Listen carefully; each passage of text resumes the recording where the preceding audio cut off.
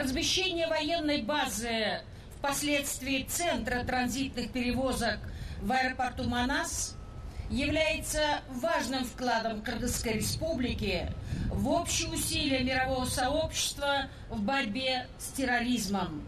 Ведь от новых глобальных угроз и вызовов, как международный терроризм, религиозный экстремизм, не застраховано ни одно государство на планете.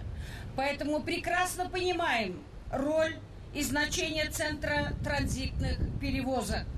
Кыргызстан продолжает подтверждать свою приверженность усилиям мирового сообщества по урегулированию ситуации в Афганистане согласно принятым международным обязательствам. Мы склоняем головы перед невинными жертвами террористов. Они обязывают нас объединять усилия всех людей на планете в противостоянии современному терроризму и экстремизму.